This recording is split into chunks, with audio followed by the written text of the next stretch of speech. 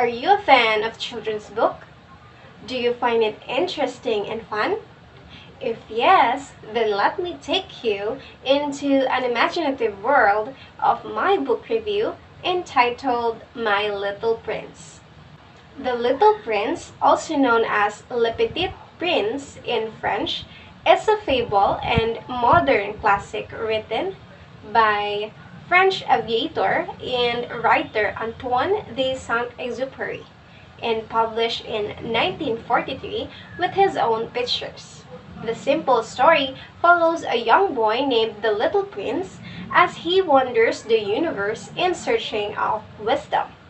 The novella has been translated into hundreds of languages and has sold over 200 million copies worldwide, making it one of the most successful novels ever published.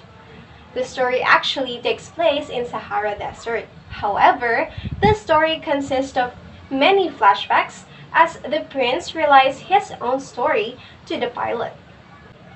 This includes the tiny planet where he needed a ship to eat the baobab trees or the baobab sprouts, and the neighbors of asteroids where he meets the king, the joker, and the businessman, and actually the planet Earth.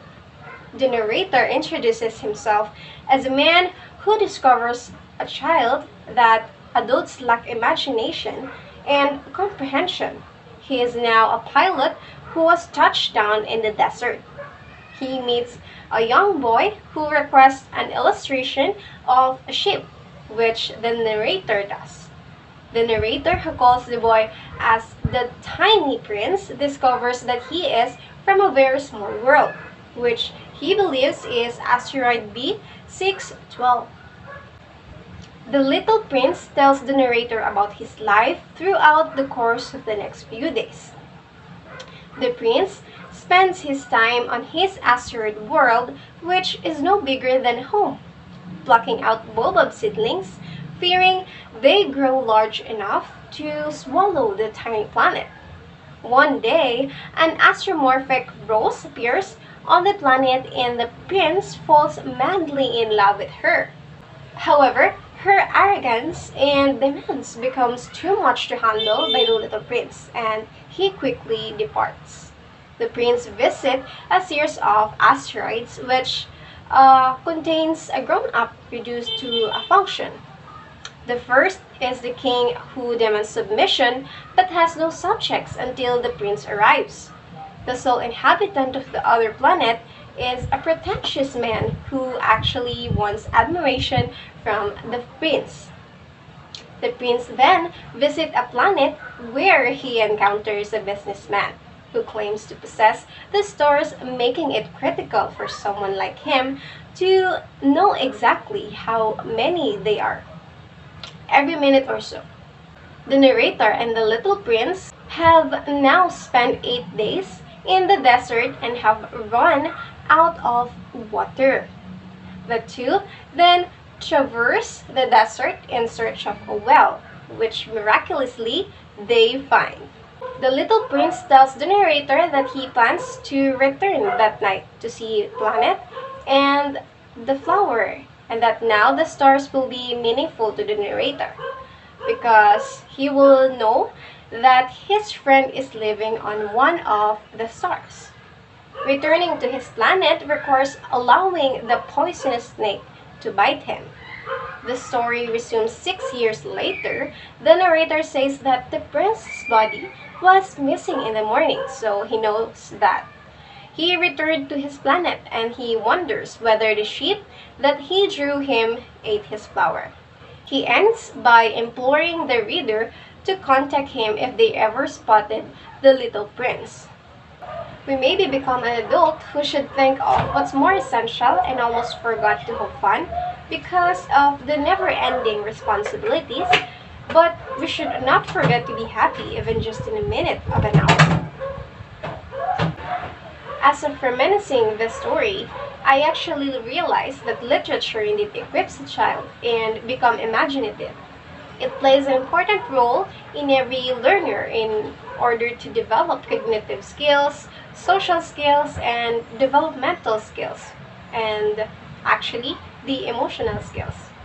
Literature made them explore and reflect in what kind of world do they want to live in and what to be in that kind of world they want.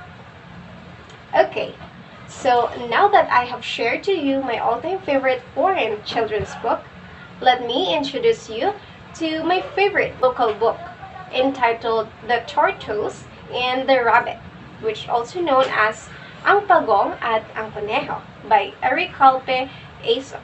The story takes place in the forest where two creatures was about to go on a race. One afternoon, a rabbit was boasting how fast he could run. He saw a very slow turtle and both of them was arguing about who was much faster than the other. That's why they decided to settle the argument with a race. The rabbit bolted forward and took off running. After realizing how far ahead he was of the turtles, he decided to take a break and relax under a tree before continuing the race. He sat beneath the tree and promptly dozed off. Slowly but steadily, the tortoise caught up to him and won the race completely. When the rabbit woke up, he realized that he had been defeated in the race. The moral lesson of the story is to never underestimate the weakest opponent. Hence, you must have to stay humble, persevering, and brave. And always remember to never give up on achieving your success. This parable taught me that we are all equal and that we should never think of ourselves as superiors to others because we will never know what they are capable of. It is important to remember that in order to achieve your life goals, you'll have to go through some difficulties. To be honest, there's no such thing as completing your objectives in a blink of an eye. We will undoubtedly face challenges and difficulties, gradually and progressively. The most valuable weapons we should have in reaching our success are courage, patience, perseverance, and humility. What a fun children's book, right? I hope that you have enjoyed our two children's book and have the courage to read, reflect, and learn a lot with these books. Ciao everyone! Thank you for watching.